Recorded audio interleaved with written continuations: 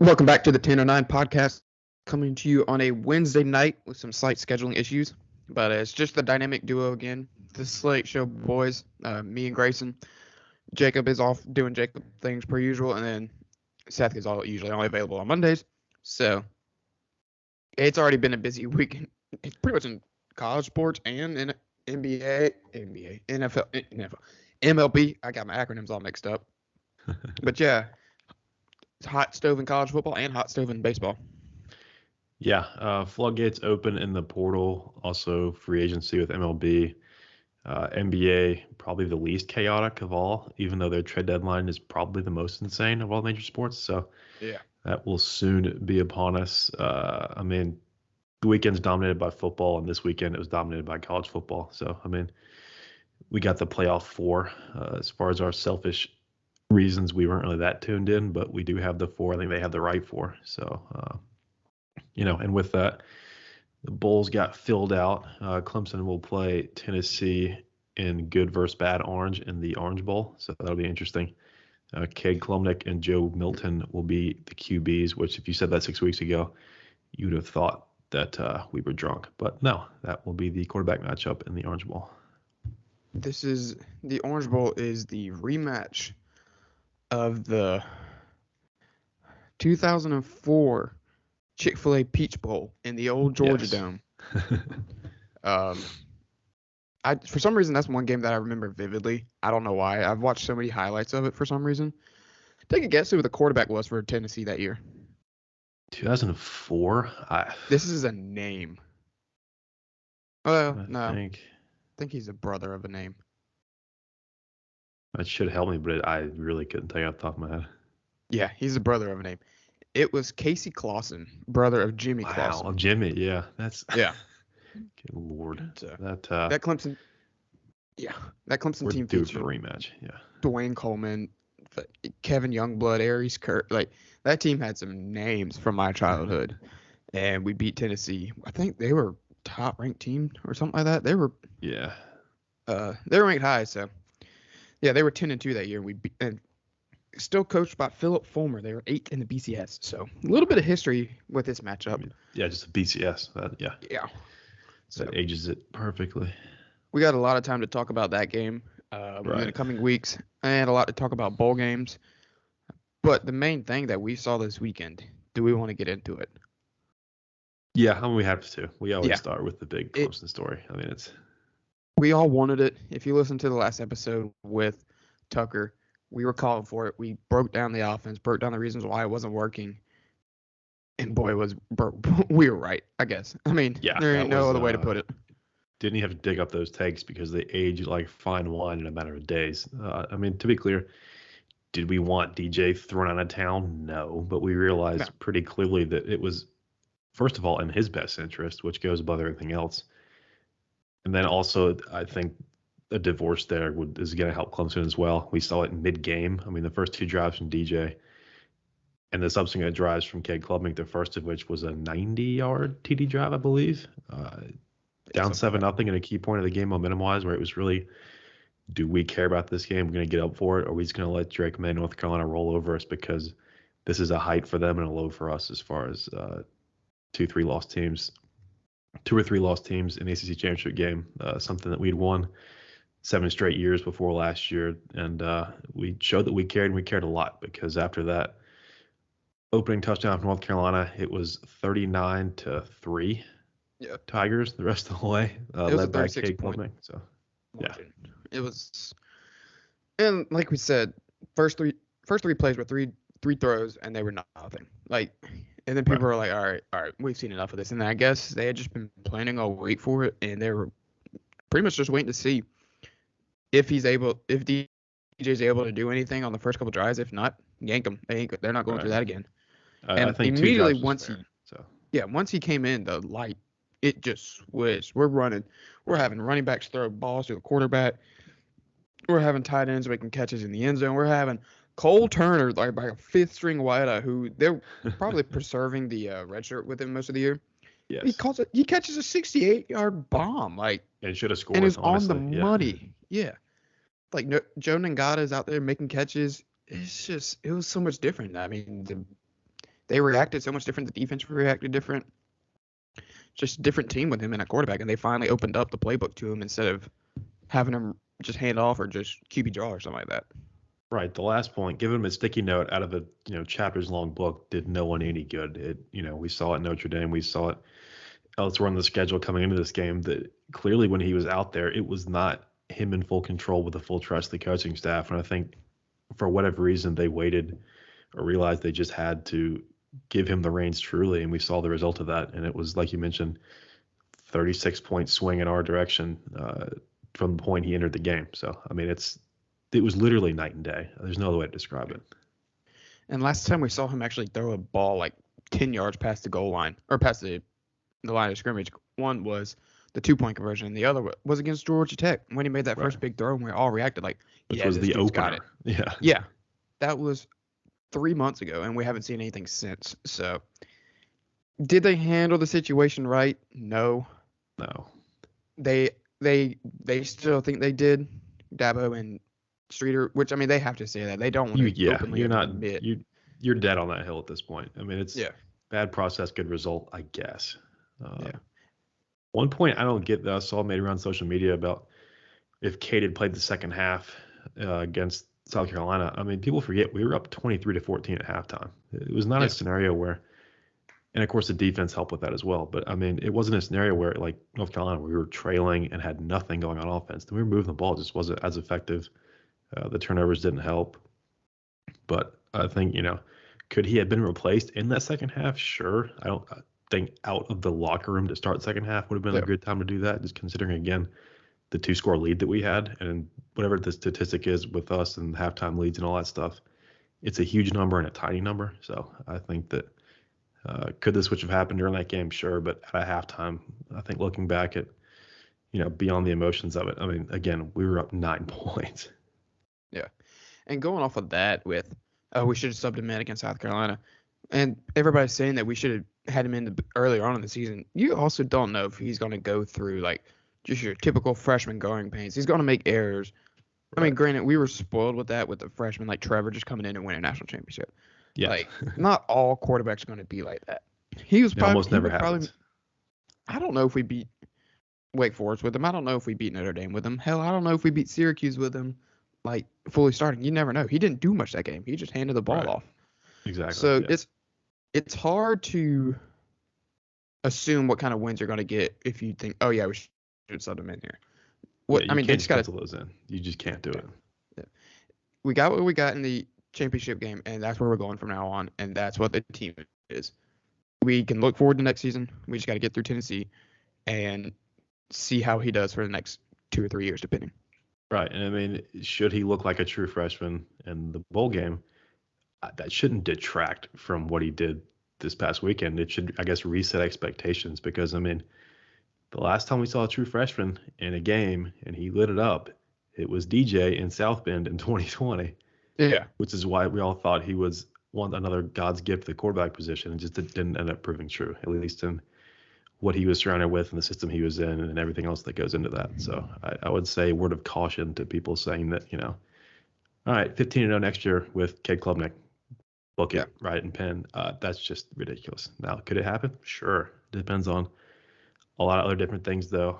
We've got a lot of defensive guys on the fence as far as staying or going, thankfully. The going would be to the NFL draft, not the portal, where we have 9 guys currently. Yeah. Which I'm not a math guy, but you're not replacing 9 as of now transfers with incoming commits. There's going to have to be some take to the give with the portal. And as of now, we have not offered anyone in the portal, which I get. We want to do our due diligence. We've had some contact, I think. As far as names go, I don't really keep up with it that closely. I would hope Justin Flo would be the one off the top of my head with the top linebacker in the 2020 class that we were a finalist for before he ended up in Eugene. So just one example. He's really he's one of the few names outside of quarterbacks that I honestly recognize. Right. Like Sanders, Alabama, maybe. Yeah. Storm Duck. I saw Storm Duck. That's a name you're gonna recognize because of it's a name. But he's a grad transfer. I mean, a bunch of them are grad transfers, which I think in the tweets that we see and all of like from on three and stuff like that. I know it's probably hard to be able to know who's grad transfer and all, but that's a little different than a 2-year starter just transferring for money. I feel like they need Right. to show the difference in that. I don't know, because we've always had grad transfers. Grad transfers has been a thing for how many years now? It's A like long time. it's different than just leaving just to go get money, and that's where this portal is just. Yeah. Who the hell knows? Yeah. I mean, you mentioned quarterbacks. JT Daniels, Spencer Sanders, Phil Jerkovich, Devin Leary, Brendan Armstrong, Graham Mertz. That's just the quarterbacks. And of course, TJ. Yeah. And That's just quarterbacks, just Power 5, the top level, I would say. We might be missing one or two, but yeah. Remind you, JT Daniels, this is his talent is third time in the pro portal going to his fourth team. Yeah, and he could, I don't know how many years he has left, but it's too many. He can play next year if he gets a medical redshirt. That's just ridiculous. He could play in 2024, and he started his career in 2018. Yeah, and obviously we hope he doesn't need a medical redshirt, but that's just. Oh, he will take it too. There has to be a limit to some of this stuff. And then Keaton Slovis is another guy who's going to be on going to his third team, transferring from Pitt to who knows where. After a year. It's just a whole. It's the Wild West. They got rid of the rule where you sit a year, and that limited people. Once they started giving waivers to which some are understandable. Oh, your parents sick or your grandparents sick, and you're gonna play closer in the NCAA. The NCAA has a heart at that point, but they did have some of those too, though. That used to go viral. I think there's a kid from Virginia Tech, maybe. They got denied one. And then Cade Mays, I think, was the other one that went from Georgia to Tennessee. Right. But there needs to be some sort of law, or not law, but like ruling coming down with. So a bunch of these are tampering too with how these guys get places in a week, if that 2 days. So last year Lincoln Riley, this year it'll be Deion Sanders will be the top example of some of that stuff going on. Yeah. Which there's no rule against it. Go for it. No one is honestly going to tell you they wouldn't do it. So until they actually regulate it, which that ship is come and gone. It's too late, honestly. But it's like the NBA trying to stop tampering. You're just not going to do it. You can take draft picks. You can, I don't know what the equivalent is in football, scholarships maybe, but even then, scholarships. There are ways around that too. So stuff like that. Speaking of Deion, what are your thoughts about his video? Were you able to watch some of it? Yeah, if he's honest, good. Yeah.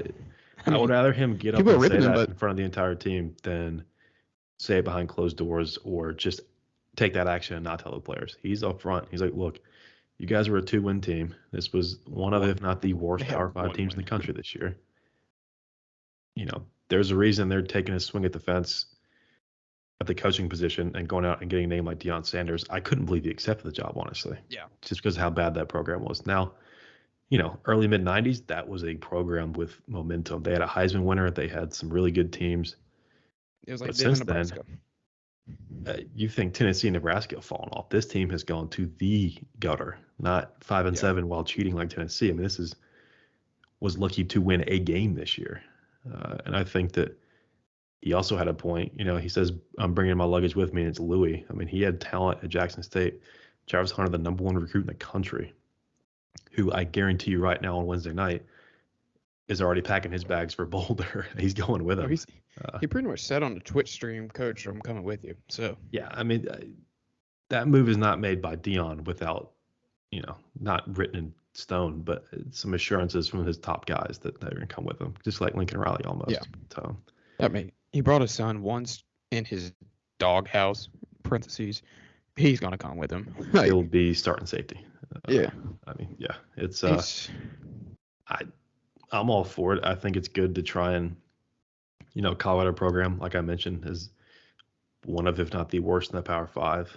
There's a couple out there in the Pac-12, Arizona State. One of them, it's another huge rebuild. But, I thought Cincinnati might be a little better for him, just graduating from HBCU to G5 to P5. Not that he's not capable of a jump straight to P5, but I just figured with the jobs that be available in the states, the programs that they would be in, like, for example, Colorado, they'd be better served at a more stable program with some more resources already available to them. And I mean, there's rumors at Jackson State that a lot of financial things promised to him didn't happen. So some people want to criticize him for leaving. I find that hard to believe. His salary is like 15 times higher now. He was paying out of pocket for a lot of the stuff at Jackson State. Got him an apparel deal, all new facilities, a lot of which he contributed to partially or fully out of his own salary that is now dwarfed by Colorado, who I think he was joking. The AD said that we don't have it right now, but we're going to have it. Yeah. Hopefully that's tongue in cheek, although I believe it because, you think what athletic program at Colorado is making enough money to support that. Who knows? But, they'll figure that math out, and Dion will, like you mentioned, in a joking way, but in a pretty serious point overall, that he's going to bring talent with him, and the guys sitting in that locker room or team meeting room are going to have to earn their spots. Scholarships, playing time, starters, any level you want to think of, because again, they were horrible this year. Yeah. We talked about the portal. You mentioned Cincinnati. The coaching carousel is just about the same as a portal right now. Right. That's why I've never really understood you can't not have the portal, because if these coaches, not Dion to the biggest extent, but these coaches will tell you one thing, get that offer, and they will be on the first flight out of town. I mean, it's looking at you. What's your face? Satterfield. I wanted to say Summerfield, but that was wrong. That man's going 15 miles across the river to Cincinnati. And I think they just with the hire that they had today. Right. And Cincinnati also plays Louisville in Fenway in a bowl game, and that is a bowl game that has one sideline. So that will be very interesting. Yeah. Satterfield said he wasn't attending. Probably a smart idea. I would not recommend it, just given the dimensions of that game. So, yeah. Yeah.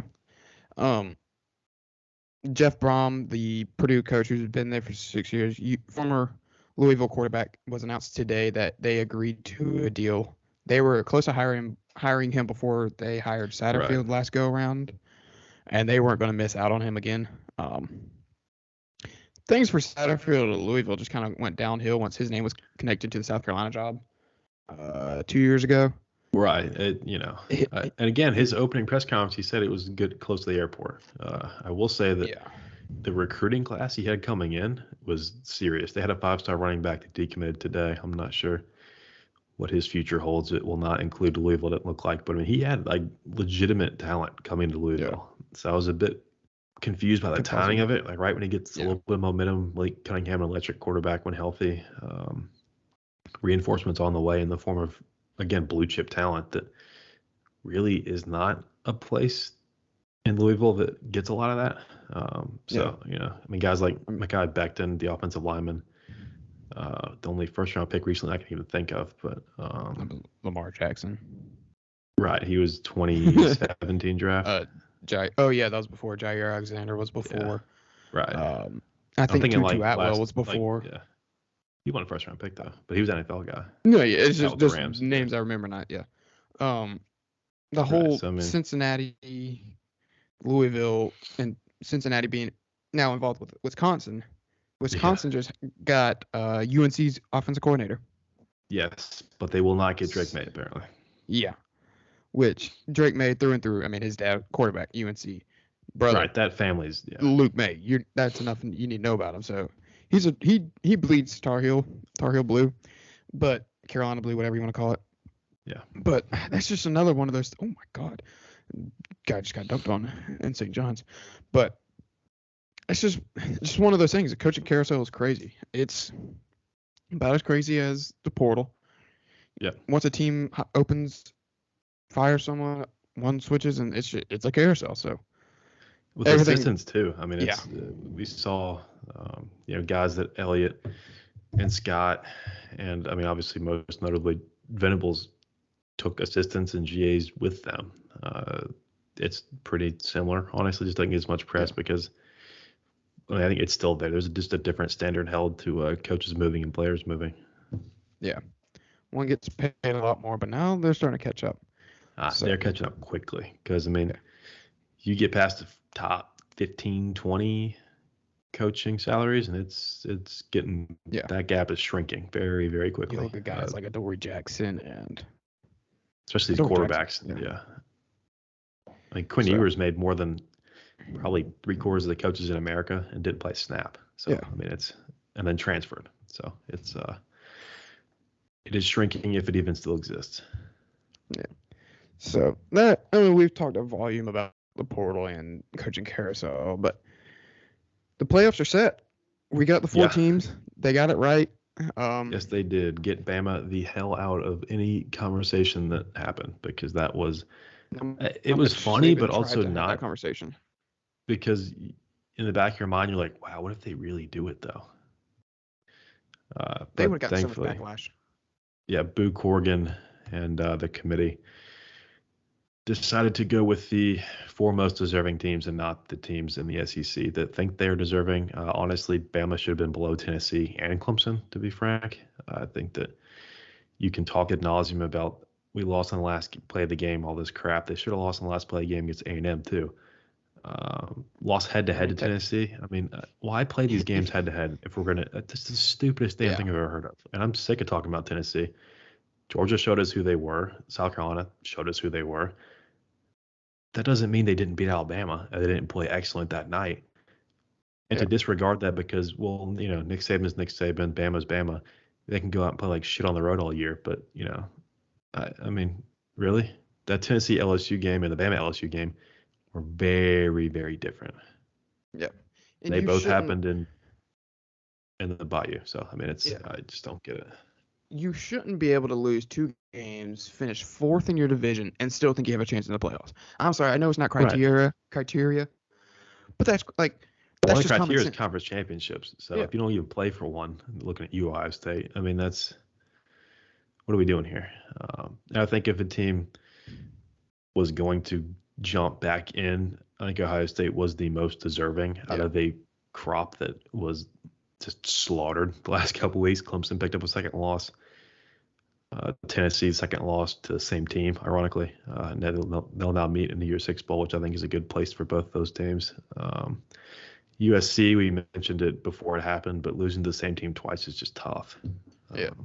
Especially losing the way they got beat too. Like it was a closer game. Lost by 20. It was a 20-point loss though.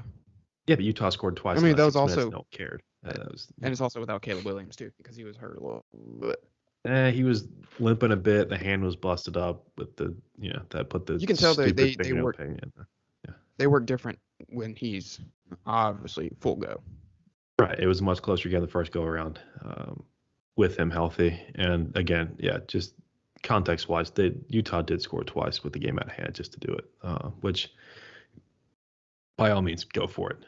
But it wasn't truly like Michigan Ohio State game was a better example of just absolute murder. But both those teams most people they just look at the score and they don't look at the game. That's the thing with a bunch of which is I know the committee's a little different than AP, but thank God, because AP I don't even think AP voters check box scores. I'm not convinced they just check score. They see score and be like, yep, blow up. I just think they ask who won the game. They don't ask score or anything.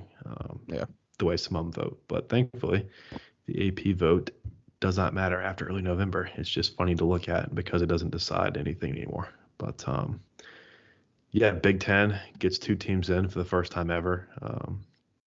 Like I mentioned earlier, I think if a team was going to limp in after sitting out conference championship weekend, ideally you don't get any of those teams. USC, Clemson were two teams primed to pick up that fourth spot, but both finished up the regular season with two losses. So Ohio State 11-1 with an embarrassing end of the regular season gets in. I think that's a fine choice.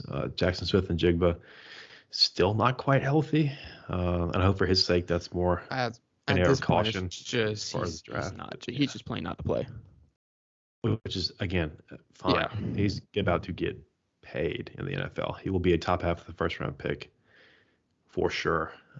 I think that you love to see these bowl games, these New Year's 6 games, but with these guys this talented and the short window they have in the NFL to make a bunch of money, and it's really generation changing as far as the family goes and everything. So I have no issues with guys sitting out, especially guys like him that have been hurt all year. It's not like he played 12 games and now he's just all of a sudden not going to play. It's been a chronic thing all year with the hamstring, so that's a different case as well. But two Big Ten teams, one SEC, and then last year's Cincinnati is now this year's TCU staying in.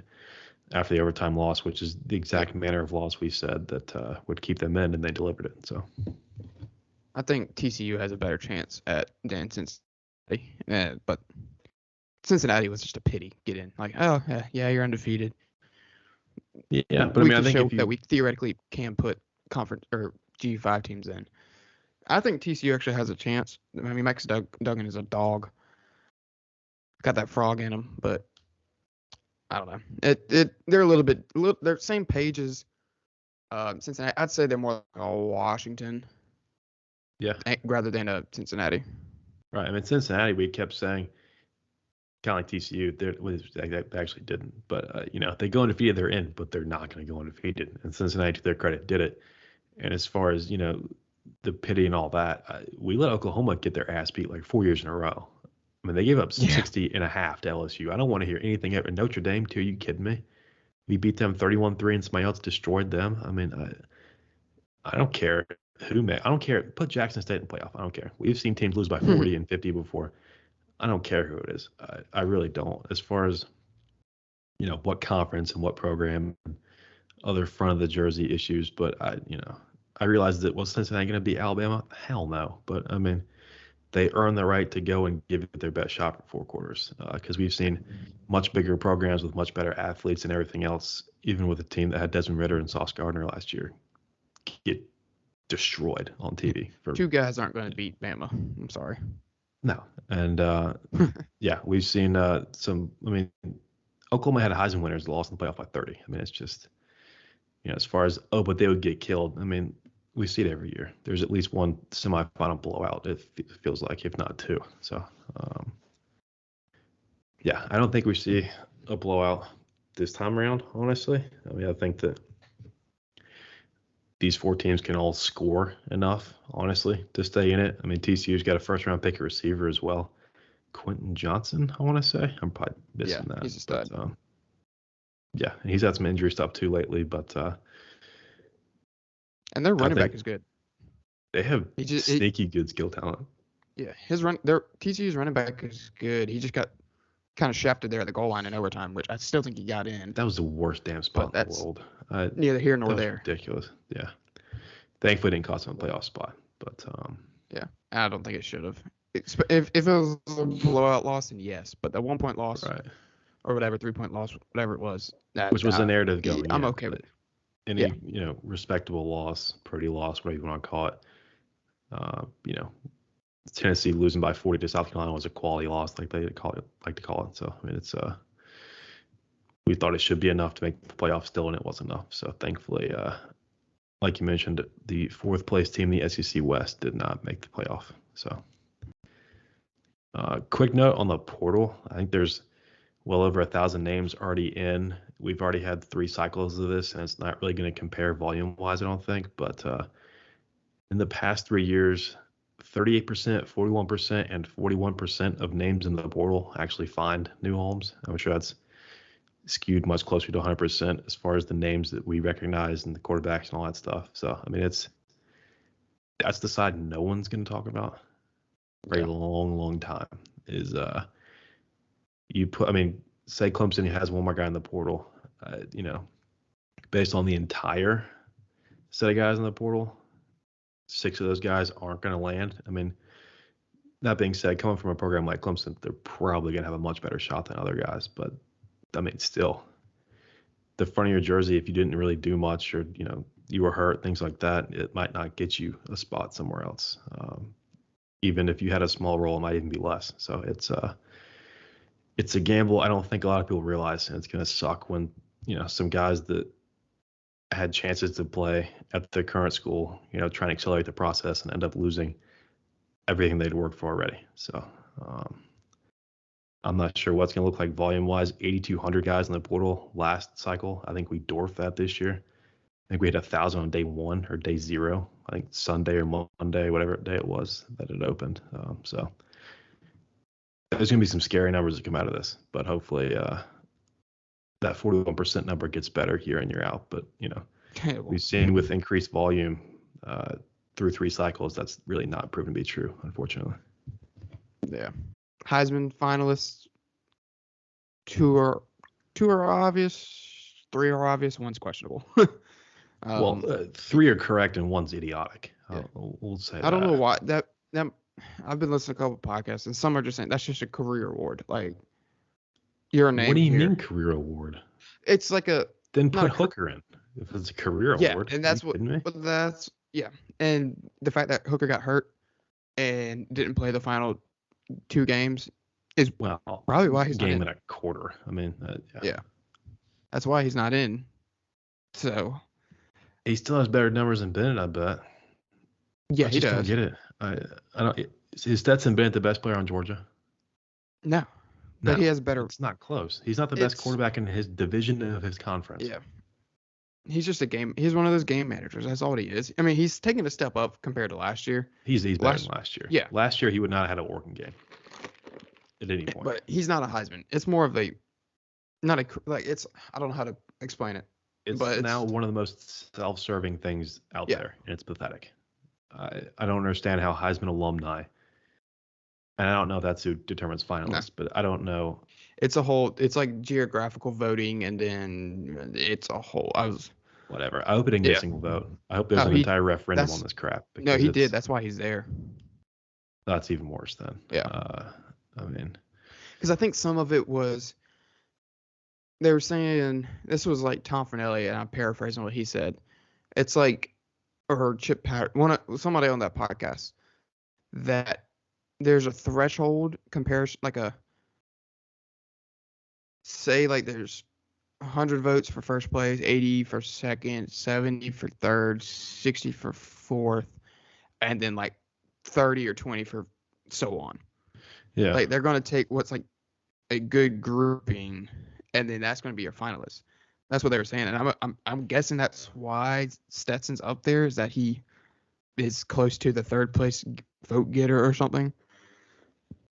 Maybe he is a third place vote getter, but that's just Heisman voters being stupid. I mean, the top 3 are the ones that you have in order: Williams, Stroud, Duggan. Yes. And then I guess they have to fill out 1 through 5 or whatever. So he just got names because he just won a back-to-back SEC championships and undefeated season, all that. It's just a name voting thing. They see a name and vote. If we're going to continue to refer to this as the most prestigious award in college sports, then we cannot have stuff like this happen. I'm sorry. It's going to water it down, because if the quality of the result does not match the quality of the award, then what are we doing here? I think one defensive player. It's a quarterback award. There's been one defensive player, 2 wide receivers, and not a running back since Derrick Henry. Yeah. I mean, put in Bijan Robinson, put in Drake May. I don't care. They deserve it more than Bennett does. Last year, Will Anderson probably should have been up there too, instead of Aiden Hutchinson. Yeah. Right. Or both of them. Yeah. I didn't even realize there was 4. I swear they went from 3 to 5, and now they're just somewhere in the middle. It varies. There's no need for a 4th one. Yeah. There's just not. There's no need for 3 unless it's really tight. I think 3 is a good one, because you can do 15 minutes on each, and then you do it at the end. Podium, I gotta watch 15 minutes of Stetson Bennett when he has. I might get as many first place votes as he does. What was the year? It was was it when Tebow won it or something? Ndamukong Suh was there, and there's 4 other dudes too. Yeah. So it's gone from 5 to 3. I think it's what it is that voting thing that I was trying to explain. Yeah. Okay. Which I still think they should probably just cap it at 3, because if they're doing that much, if there's that much difference between 3 and 4, it's not going to matter all that much. There's only one dude that wins it. There's never been a 4-horse race ever. It's rarely 3, honestly. But we know who's winning it this year. It's Williams. No, even doesn't matter what he did against Utah. He's got it in. Right. It's what he did against Notre Dame and UCLA. It was honestly just the last man standing. Stetson Bennett's just a weird name in there. So they're just getting him up there just to boost the playoffs, really. You got 3 out of the 4 quarterbacks in the playoffs, so there you go. Sure. Let's sacrifice, again, the sanctity of the award for TV ratings, because we all don't turn on at 7:40 anyway. It's just sure. The first 20 minutes or 40 minutes are just filibuster. I haven't watched the first half hour in 10 years. Truly, It took me a couple years to realize how it worked, and then now I just don't check Twitter, and I watch it at 7:45 or 7:45 or whatever it is. I mean, Yeah. that stuff's nice and all. When Deshaun was a finalist, I watched the whole thing. Was Trevor even a finalist? I think Yeah, he he was. was top 2. Okay, yeah. But, he missed one game. He got the Hooker treatment, honestly. Yeah. So it's whatever. As Clemson fans, we've had near misses in years 2017 where it should have happened. So they're 16, whatever. Yeah. But that's a fun thing to bridge the gap between Conference Championship weekend. Got Army Navy too, in between bowl season and this past weekend. So it is what it is. Like you mentioned, should be Williams. Other 3 guys get some TV time, saw some ads, and we'll get into bowl season. Yeah. Speaking of bowl season, we are going to do a bowl pool. It's going to be on Run Your Pool. It's the 1009 pod. The 1009 pod pick'em. We'll tweet out the link, and then we'll tweet out the link. If you're on Twitter and all that, DM us or something. Find us. We say it every show, but send us a DM. We'll give you the passcode and all that, and information for entries and stuff like that. So look out for that. We'll probably tweet this LinkedIn when we tweet out the episode. So just be on the lookout for that. For sure. That's pretty much it for college. That's all I got for college. Anything we missed? Yeah. Who knows what? Something will probably pop up in the portal in the next 20 minutes. So that's true too. Moving from Saturday to Sunday, though, pretty solid NFL slate as far as good teams on good teams. We got Burrow versus Mahomes round 3. We got an actual sleeper matchup: Commanders Giants in the NFC East. Niners. One thing about Yeah, go ahead. One thing about college, literally just happened a minute ago. Davis Allen to the Senior Bowl. There we go. That's deserved. Yeah. We're getting some awards right. Shout out to the 1009. Yeah, he absolutely earned that. Good Continue. Fins and Niners was the matchup of the day. We'll get to specifics in a minute. Jets Vikings, the weirdest spread of the week, I think. Vikings only laying 3 in a game that proved to be pretty close. But yeah, starting with we'll go Jets Vikings first. We mentioned on the Slate Show that game just weird. Mike White, you saw the explosion last week, and we're gonna get this week, and it was more of the same really. Kept them in the game. It was 27-22 Minnesota late. Jets had a 1st and goal inside the 5 and couldn't find the end zone. So the Vikings, again, another one of those games, they're 9-0 in one-score games as they reach 10-2 on the season. As we get into the stretch run, really. I can't quite wrap my head around Minnesota Vikings Super Bowl contenders. I don't know about you. This game really doesn't tell me much other than they can't put teams away, honestly. At this point, to me, it's good teams find a way to win, and they are finding ways to win. So Like I don't know if I really almost. put them. Yeah, I don't know if they're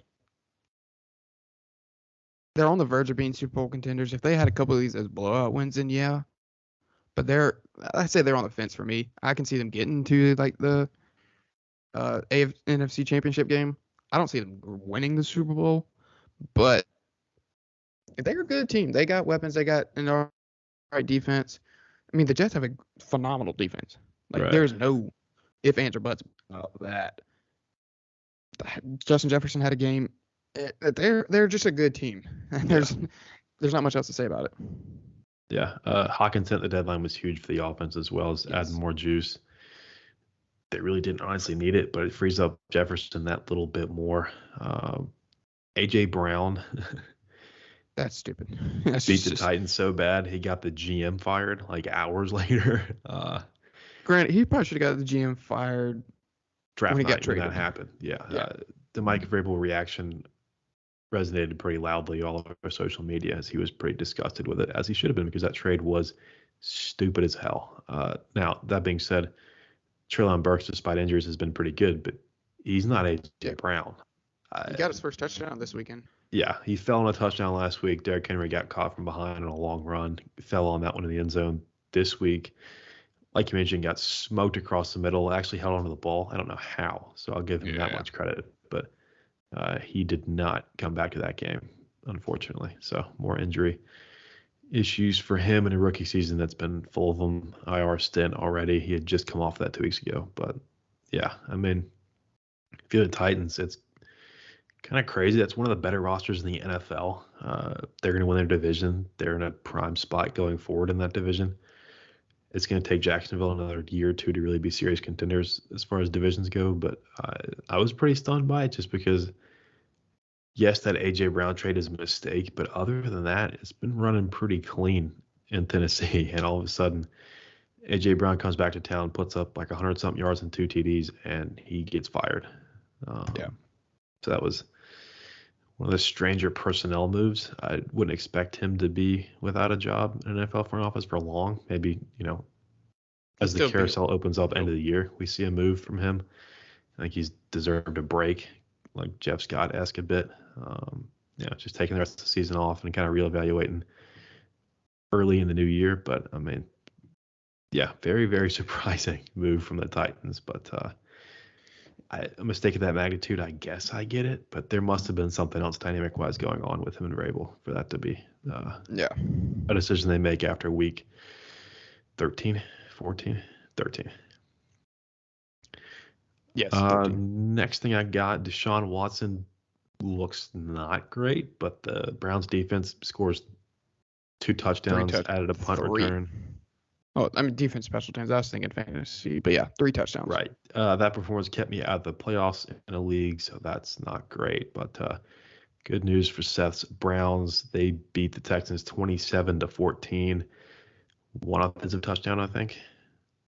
Yeah. I mean, and you're going to get a rusty game from Deshaun. He hasn't played in almost 2 years. Right. So it's 1 preseason game in practices. That's it. Yeah. So even against the worst team in the NFL, that's, probably an ideal spot for him to come back in, honestly. That would not have been pretty against a team with a pulse, I will say that.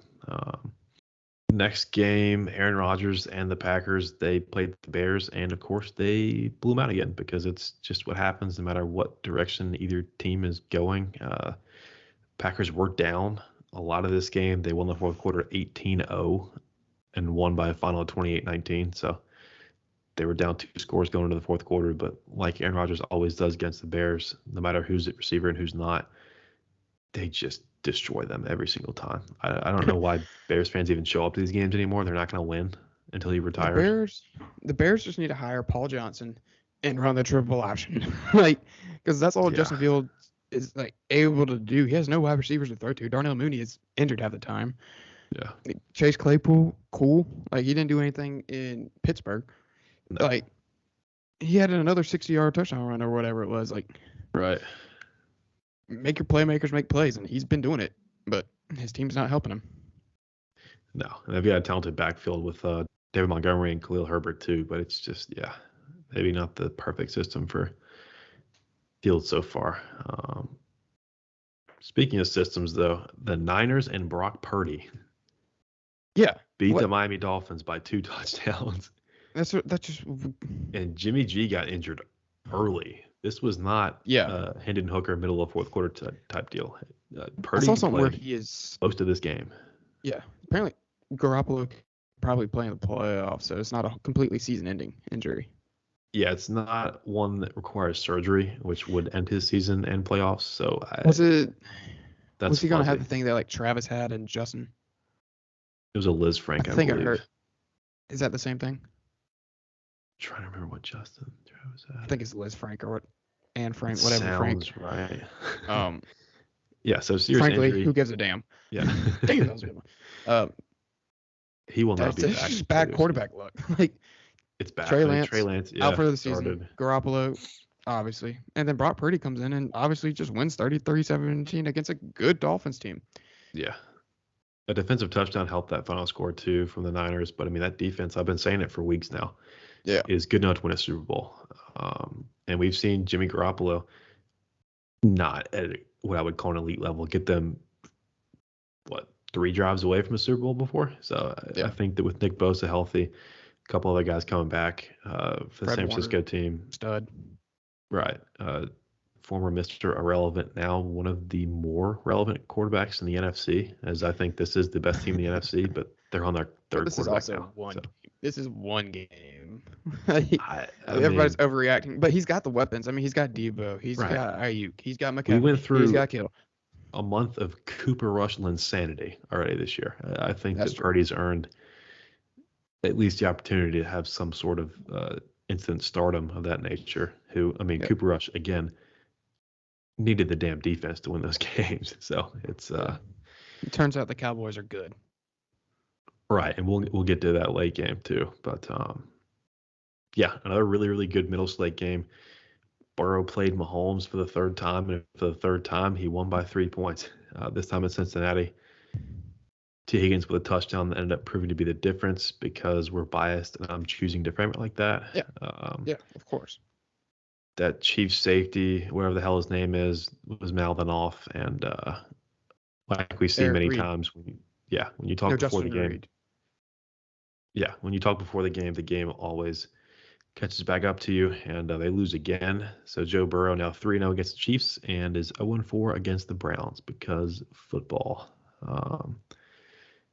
Huge win for Cincinnati. Yeah. The Ravens narrowly, and I mean narrowly, escaped with a win against Denver. Tyler Huntley in relief of Lamar Jackson with the knee injury that's going to sideline him for some, if not all, of December, it sounds like. So late TD drive to win 10-9 over the Denver Broncos. So that's huge as far as the AFC North race goes. The Bengals had a chance to move into a tie, I believe, except I think Baltimore won the head-to-head the first time around. So they wouldn't be first just yet, but would be even in the wins and the losses. So, but with division races, we'll get a second head-to-head. So that will be one to watch for sure. You want to get into division races?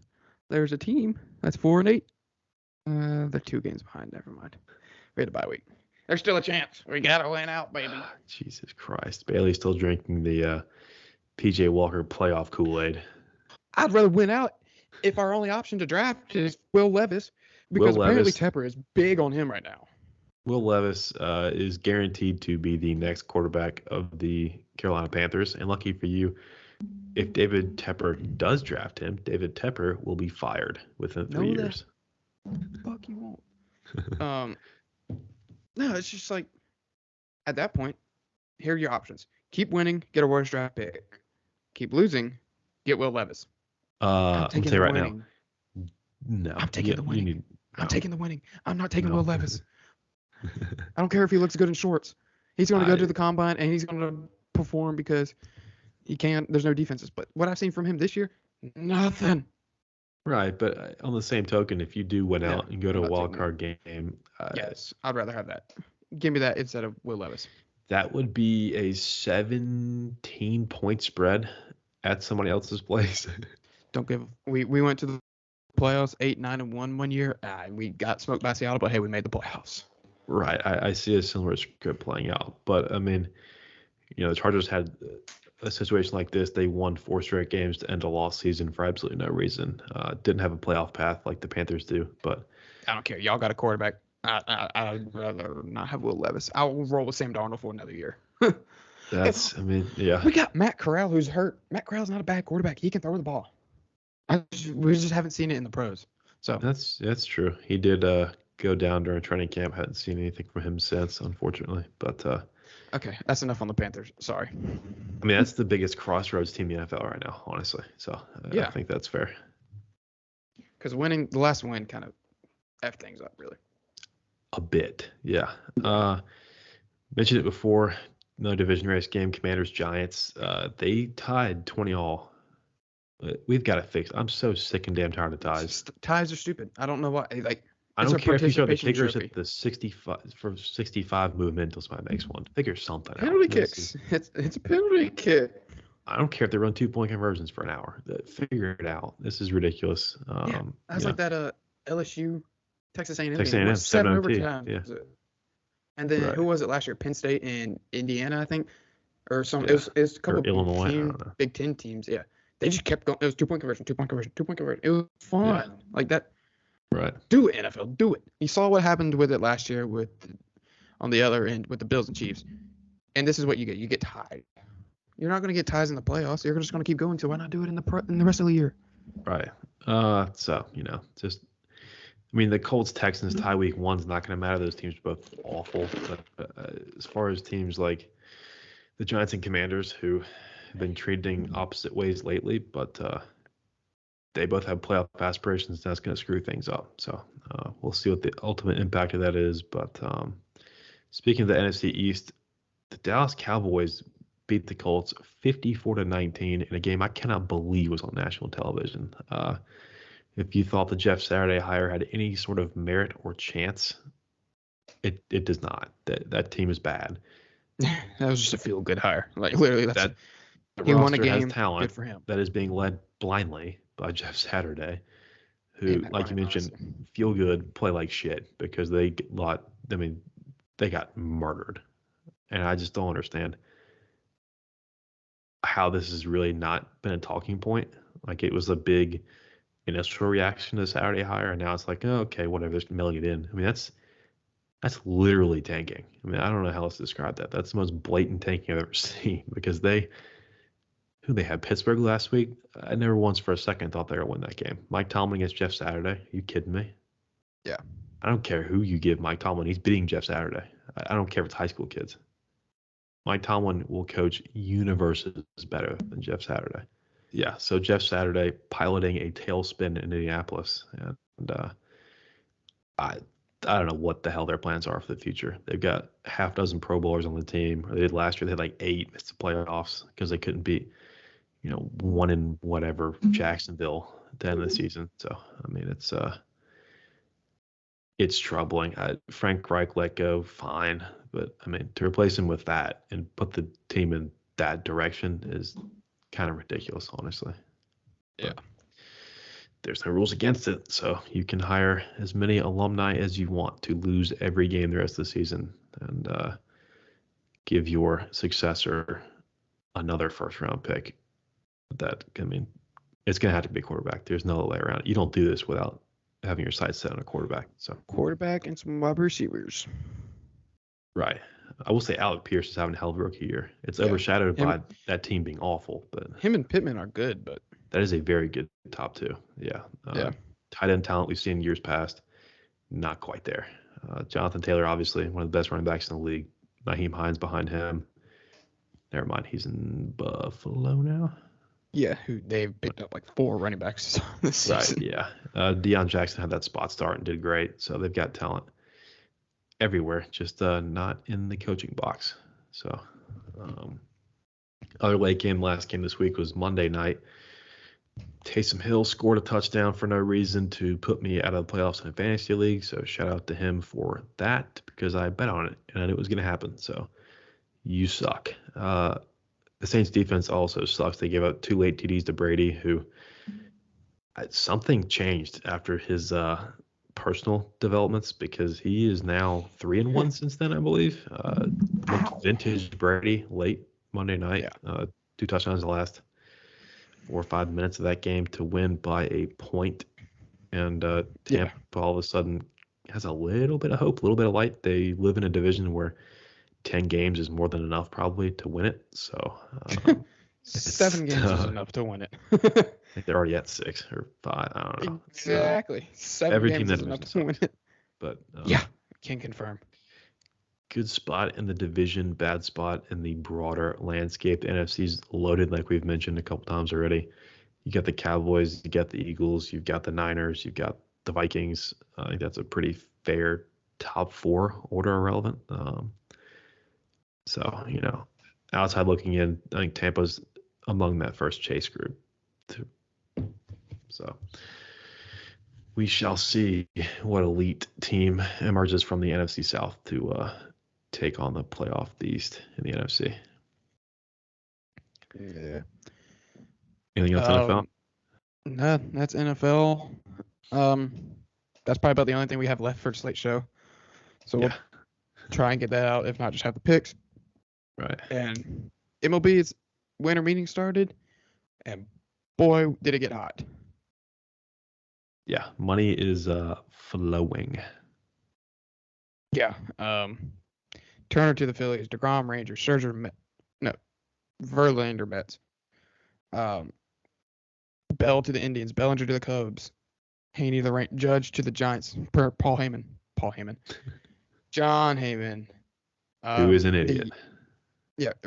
He went to the Yankees in case he tweeted out there was basically a done deal with the Giants. The Red Sox just signed a guy from Japan for a shit ton of money. Yeah, Yoshida, $85 million deal, $15 million posting fee. That's Xander and Devers. Man, you've got to keep at least one of them.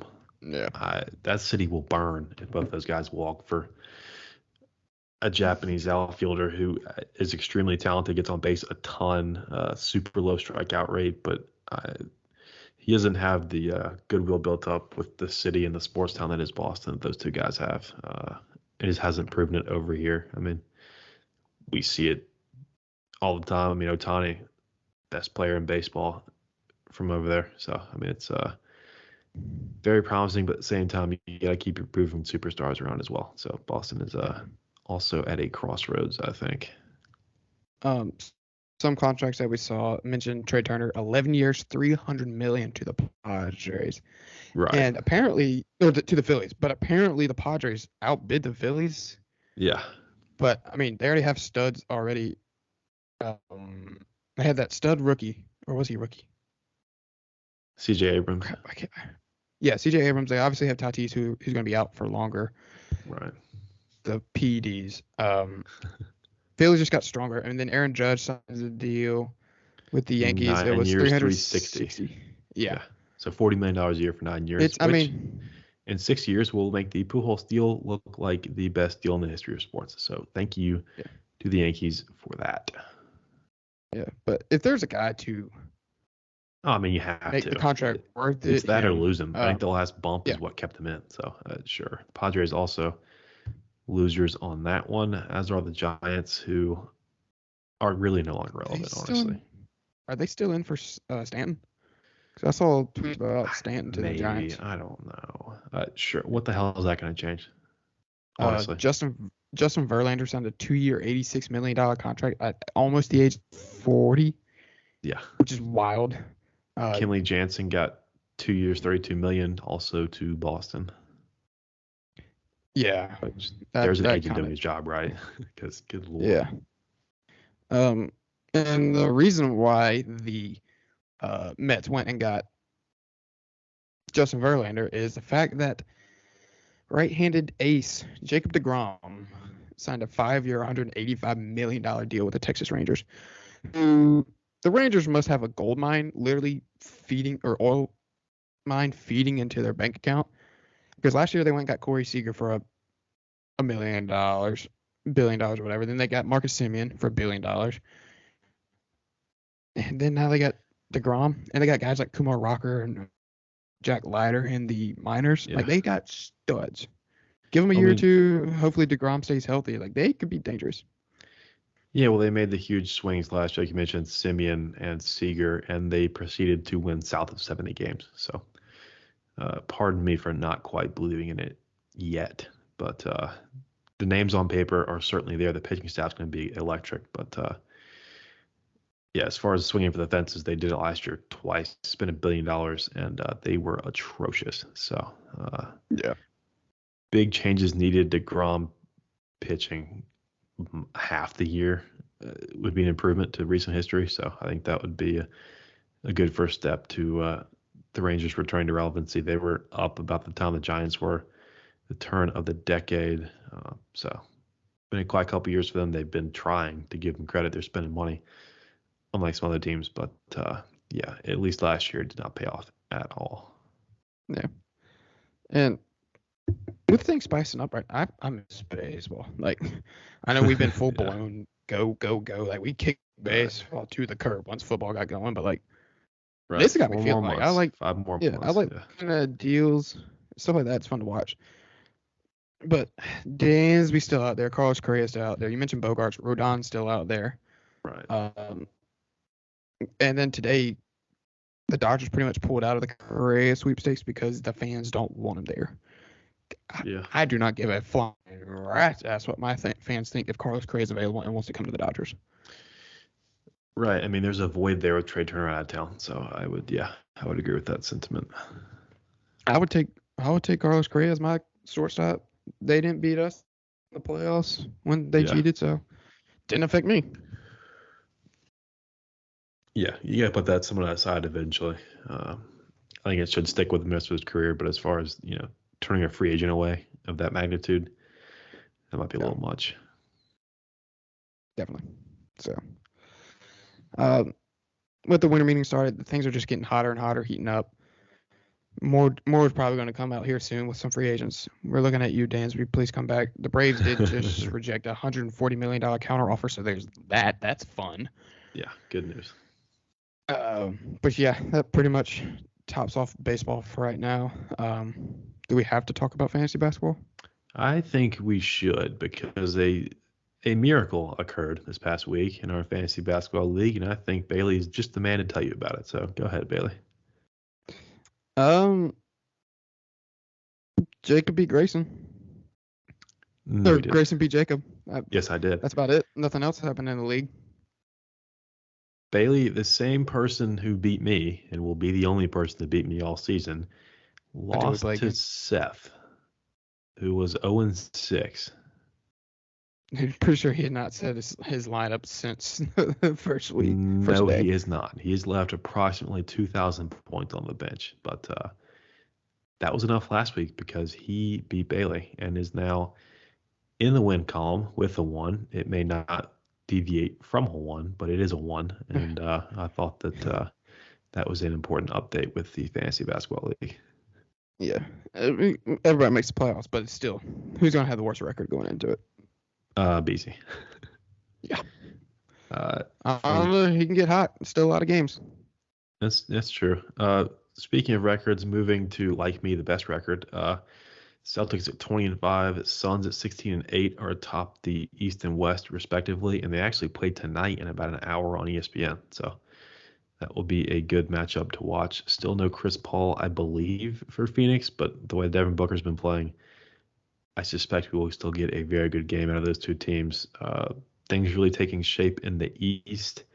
Celtics, Bucks, Cavs, and then the field is looking like. Out West, the Lakers currently the 13 seed, but they are 5.5 games back out of the 1 seed. That gives you any idea of the parity we're seeing out West. It's usually a conference that produces a lot of the mania, especially around playoff time, but even early on, we are seeing just how close it is. Out West, the Lakers started atrocious. They've won 7 of 10. Anthony Davis playing out of his mind at full health. They are currently getting destroyed by the Toronto Raptors. But, yeah, I think that the days of the Lakers being a joke are over, at least as long as Anthony Davis is healthy, which unfortunately has not been most of the time lately, recent history-wise. But like I mentioned, they've won 7 of 10. They're getting back on track. They've got some decent wins in that stretch as well. So, right in tune with L.A. Kawhi Leonard is back. Paul George is back for the Clippers. So I think the next Lakers-Clippers matchup, which I don't have the date in front of me, will be one worth watching finally between these two teams. Yeah. I just have not been watching much NBA. Nice. You're good. Yeah. But, yeah, that's 2 days late, but hopefully we covered everything that transpired between last week and this week. Got to Saturday, got to Sunday, got to early week stuff with the portal and transfers, MLB, the names that have homes, the names that don't, and then obviously, just in case you missed it, Seth won his first fantasy basketball matchup in almost 2 months and beat Bailey. So there's that. At least Bailey had his NFL bets this weekend. I'll let our YouTube audience figure out his reaction to that one. But anything else this week, Bailey? Salute. No. Did get updated about my horse from the other week. I think they're planning to run her again in a couple weeks. Sweet. All right. So keep an eye out on that. I'll have to double check. They just announced it because we haven't heard anything since the last race, and that was a long time ago. A couple weeks Yes, ago. planning to Picked up race second next place. Sunday. She breezed 4 furlongs in about 50 seconds down in Palm Beach. She breezed in company with proven winner in 2023 Breeders' Cup contender. Atomically, I don't know. And she will also do a little practice run this Sunday in preparation for a race on the 18th. So there we go. The 1009's horse is back at it. We will, like the first time around, get a Twitter clip out of the details as it approaches. But yeah, exciting stuff. Literally everywhere in sports right now. So keep your eye on that. Keep your eye on transfer portal, coaching carousel, playoffs, literally anything, hot stove, MLB. There's a lot going on right now. So go follow us on Twitter. We'll be tweeting a good bit about it. So yeah, busy time of year as we close the year. But like you mentioned, we'll have it on Twitter at the 1009, Apple, Spotify, YouTube, everything. It will be there. Yeah. Deuces. Subscribe.